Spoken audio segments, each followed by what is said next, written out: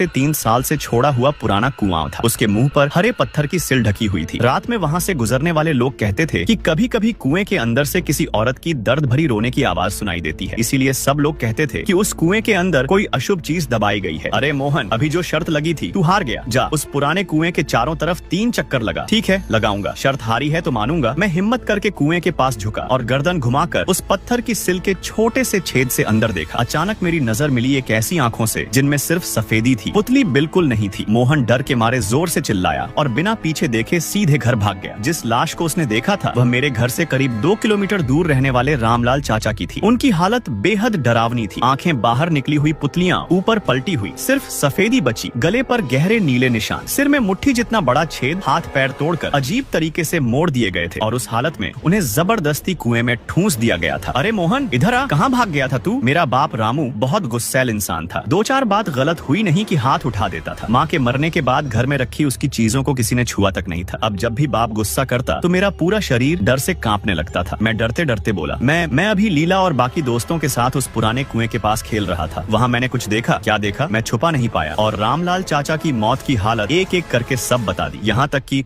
उनके टूटे हुए हाथ पैर का हाल भी। क्या तू कह रहा है कि रामलाल चाचा मर गए और उनकी लाश कुएं में फेंकी गई है? तू घर में ही रहना, बाहर कदम रखा तो टांग तोड़ दूंगा। इतना कहकर रामू बिना पीछे देखे सीधे उस पुराने कुएं की तरफ भागा। उसकी पीठ देखकर लग रहा था जैसे उसके पीछे कोई चीज लगी हो। इतने सालों में गांव में कभी ऐसी घटना नहीं हुई थी। रामलाल चाचा की मौत की खबर आधे दिन में पूरे गांव में फैल गई। यहाँ तक कि गांव के आखिरी छोर पर रहने वाली बूढ़ी अम्मा को भी पता चल गया। सब लोग गांव के सभा भवन में इकट्ठा हुए। यह वही जगह थी जहाँ गांव के फैसले लिए जाते थे। इस बार रामलाल चाचा की लाश को एक काले ताबूत में रखकर बीच में रखा गया। ताबूत के सामने 2 कटोरी चावल रखे थे जिन्हें किसी ने छुआ तक नहीं था। रामलाल चाचा गांव के सबसे अमीर आदमी थे, लेकिन थे कि वो उम्र भर कुंवारे ही रहे। 40 साल से ज्यादा उम्र हो गई थी, शादी नहीं की। कुछ साल पहले वो बाहर काम करके एक खूबसूरत औरत को घर लाए थे, लेकिन वो 2 महीने भी नहीं रही और अचानक गायब हो गई। किसी को नहीं पता वो कहाँ गई। गांव के लोग शांत हो गए। तभी किसी ने कहा, जिस इंसान की मौत ऐसे होती है उसके दिल में बहुत गुस्सा और बदला होता है। वो आसानी से भूत बन जाता है और वापस आकर अपने कातिल से बदला लेता है। सब लोग डर गए। तो अब क्या करें? मेरा घर तो उसके घर के पास है, रात में तो हम बर्बाद हो जाएंगे। गाँव के प्रधान ने कहा, अगर उसकी आत्मा को दबाना है तो हमें एक ऐसे लड़के की जरूरत है जिसमें जोरदार जीवन शक्ति हो, यानी एक कुंवारा लड़का, और जितना छोटा होगा उतना अच्छा। जैसे ही प्रधान ने ये कहा, गांव वाले अपने अपने बच्चों को पकड़कर तुरंत बाहर भाग गए। यहाँ तक कि जो बच्चे रोज डांट खाते थे उन्हें भी उनके बाप खींच कर ले गए। कुछ ही पल में पूरे सभा भवन में सिर्फ मोहन अकेला बच्चा बचा। तभी उसका बाप बोला, प्रधान जी, मेरा मोहन बहादुर है, ये कर लेगा ये काम, ये कुंवारा भी है, काम संभाल लेगा। प्रधान ने थोड़ी देर सोचा, हम ठीक है, किसी तरह काम चल जाएगा, तू जा, मैं यहाँ देखता हूँ। रामू तुरंत झुककर धन्यवाद करता हुआ वहाँ से चला गया। अब सभा भवन में सिर्फ मोहन, प्रधान और वो काला ताबूत रह गए। श्राद्ध का कमरा बहुत साधारण था। ताबूत के एक तरफ एक अखंड दीपक जल रहा था। उसकी नारंगी लौ हिल रही थी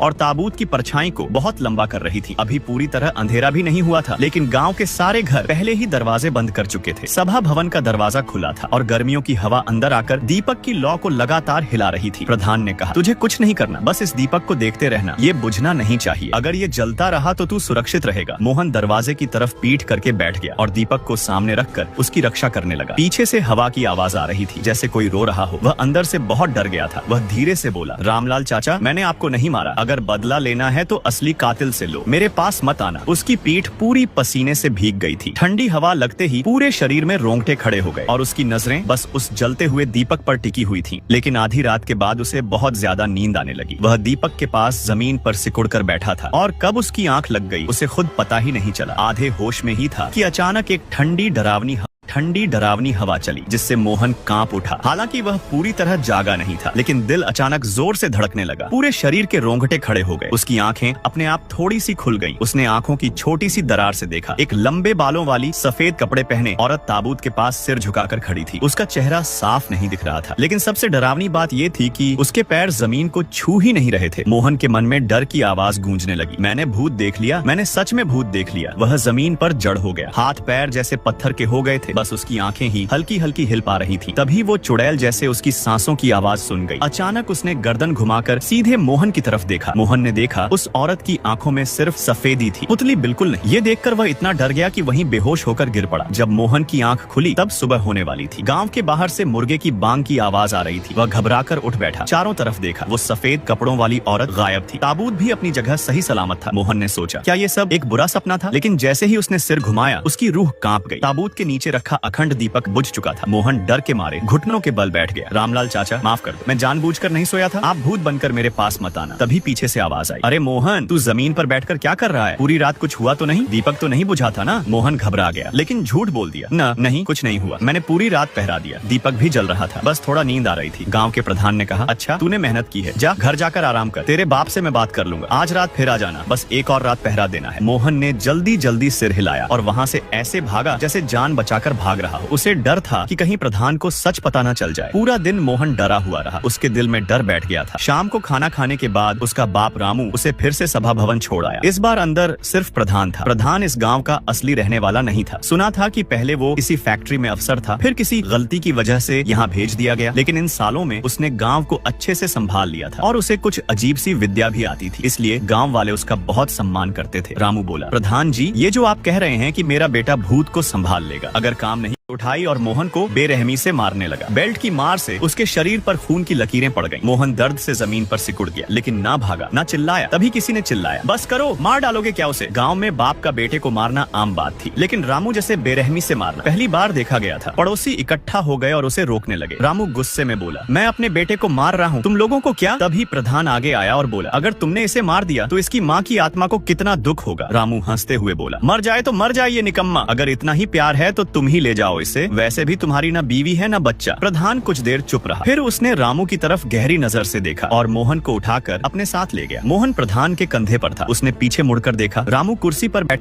की बोतल से लगातार पी रहा था। मोहन के दिल में दर्द हुआ। वह धीरे से बोला, क्या मेरे पापा अब मुझे नहीं चाहते? प्रधान ने उसे प्यार से कहा, शांत रह, कुछ दिन मेरे घर रह ले, जब तेरे बाप का गुस्सा ठंडा हो जाएगा तब मैं तुझे वापस छोड़ दूंगा। मोहन प्रधान के सीने से लग गया। उसे अपनी माँ की याद आ गई। जब माँ जिंदा थी वो भी उसे ऐसे ही प्यार से चुप कराती थी। जब भी बाप मारता था माँ उसे बचाने आ जाती थी, लेकिन फिर एक दिन माँ अचानक मर गई। मोहन को वो दिन याद आया। उस दिन तेज बारिश हो रही थी। रामू पीकर घर आया, नशे में धुत था। उसने दरवाजे के पीछे से एक लोहे की छड़ उठाई और बिना कुछ बोले मोहन की माँ पर वार कर दिया। मोहन उस समय दूसरे कमरे में था। माँ की चीख सुनकर दौड़ा, लेकिन तब तक बहुत देर हो चुकी थी। माँ का सिर पीछे से बुरी तरह कुचल गया था। खून चारों तरफ फैला हुआ था। माँ ने आखिरी बार मोहन की तरफ देखा और दम तोड़ दिया। रामू का नशा उतर गया। उसने मोहन को दरवाजे पर खड़ा देखा और धमकाया, अगर तूने किसी को बताया तो धीरे से सिर हिलाया। लेकिन जब वह प्रधान के पास से गुजरा उसे फिर से वही हल्की सी जानी पहचानी फूलों की खुशबू आई। उसका दिल जोर से धड़कने लगा। ये खुशबू बिल्कुल वही है जो उस भूतनी से आ रही थी। दीपक बुझने की बात पता नहीं कैसे पूरे गांव में फैल गई। गांव में डर का माहौल बन गया। रात होते ही कोई घर से बाहर नहीं निकलता। सबको डर था कि रामलाल चाचा की आत्मा कहीं मिल न जाए। उस रात मोहन का बाप रामू शराब पीकर आया। वह गुस्से में चिल्लाया, निकम्मे, एक दीपक भी नहीं संभाल पाया, तुझे पैदा ही क्यों किया? उसी वक्त मार देना चाहिए था। तू भी अपनी उस मर चुकी माँ जैसा ही बेकार है। रामू ने बेल्ट उठाई और मोहन को बेरहमी से मारने लगा। बेल्ट की मार से उसके शरीर पर खून की लकीरें पड़ गईं। मोहन दर्द से जमीन पर सिकुड़ गया, लेकिन ना भागा ना चिल्लाया। तभी किसी ने चिल्लाया, बस करो, मार डालोगे क्या उसे? गांव में बाप का बेटे को मारना आम बात थी, लेकिन रामू जैसे बेरहमी से मारना पहली बार देखा गया था। पड़ोसी इकट्ठा हो गए और उसे रोकने लगे। रामू गुस्से में बोला, मैं अपने बेटे को मार रहा हूँ, तुम लोगों को क्या? तभी प्रधान आगे आया और बोला, अगर तुमने इसे मार दिया तो इसकी माँ की आत्मा को कितना दुख होगा। रामू हंसते हुए बोला, मर जाए तो मर जाए ये निकम्मा, अगर इतना ही प्यार है तो तुम ही ले जाओ इसे, वैसे भी तुम्हारी ना बीवी है ना बच्चा। प्रधान कुछ देर चुप रहा, फिर उसने रामू की तरफ गहरी नजर से देखा और मोहन को उठाकर अपने साथ ले गया। मोहन प्रधान के कंधे पर था। उसने पीछे मुड़कर देखा, रामू कुर्सी पर बैठ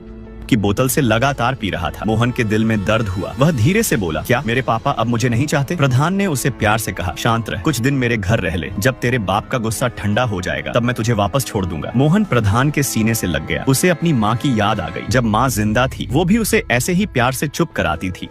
जब भी बाप मारता था माँ उसे बचाने आ जाती थी, लेकिन फिर एक दिन माँ अचानक मर गई। मोहन को वो दिन याद आया। उस दिन तेज बारिश हो रही थी। रामू पीकर घर आया, नशे में धुत था। उसने दरवाजे के पीछे से एक लोहे की छड़ उठाई और बिना कुछ बोले मोहन की माँ पर वार कर दिया। मोहन उस समय दूसरे कमरे में था। माँ की चीख सुनकर दौड़ा, लेकिन तब तक बहुत देर हो चुकी थी। माँ का सिर पीछे से बुरी तरह कुचल गया था। खून चारों तरफ फैला हुआ था। माँ ने आखिरी बार मोहन की तरफ देखा और दम तोड़ दिया। रामू का नशा उतर गया। उसने मोहन को दरवाजे पर खड़ा देखा और धमकाया, अगर तूने किसी को बताया तो तुझे भी मार डालूंगा। उस समय मोहन सिर्फ 7 से 8 साल का था। डर के मारे कुछ नहीं बोला। रामू ने उसी रात सबूत मिटा दिए और गाँव वालों से कहा उसकी माँ बीमारी से मरी है। यहाँ तक कि उसने अंतिम संस्कार भी किया और लोगों से पैसे भी ले लिए। प्रधान मोहन को अपने घर ले आया। उसने दवा लगाकर उसके घाव साफ किए। मोहन एक स्टूल पर बैठा था। उसके शरीर पर पुराने और नए घावों के निशान भरे थे। प्रधान की आंखों में दर्द था। उसने पूछा दर्द हो रहा है? फिर मोहन ने पूछा प्रधान जी, क्या मरने के बाद इंसान सच में भूत बन जाता है? क्या रामलाल चाचा सच में कातिल से बदला लेंगे? प्रधान ने पूछा तू ये क्यों पूछ रहा है? मोहन बोला मुझे लगता है मेरे पापा ही रामलाल चाचा के कातिल हैं। आज उन्होंने मुझे इसलिए मारा क्योंकि उन्हें डर है कि रामलाल चाचा भूत बनकर उन्हें ढूंढेंगे। प्रधान हल्का सा मुस्कुराया। अरे हमारे मोहन में तो जासूस बनने की काबिलियत है, लेकिन ये बड़े लोगों की बातें हैं। तुझे अभी बस आराम करना चाहिए। उसने मोहन को साफ कपड़े दिए और सोने के लिए भेज दिया। मोहन बिस्तर में लेटा और तभी उसे फिर वही हल्की फूलों की खुशबू आई और वो खुशबू भूतनी और प्रधान दोनों से मिलती जुलती थी। रामलाल चाचा की शादी नहीं हुई थी, इसलिए उनकी लाश 3 दिन तक सभा भवन में रखी गई। फिर प्रधान के नेतृत्व में उन्हें दफना दिया गया। मोहन ने सोचा अब सब खत्म हो गया, लेकिन दफनाने के अगले ही दिन गाँव में फिर एक मौत हो गई। इस बार मरा था शिवलाल काका। वह अपनी कुर्सी पर बैठा मिला, दोनों हाथों से अपना ही गला दबाए हुए। उसका चेहरा नीला पड़ चुका था, मुंह खुला हुआ था और उसके पास वाली कुर्सी पर रामलाल चाचा की लाश बैठी थी। उसकी उंगलियों में ताजी मिट्टी लगी हुई थी। ऐसा लग रहा था जैसे वह खुद अपनी कब्र से बाहर निकलकर आया हो।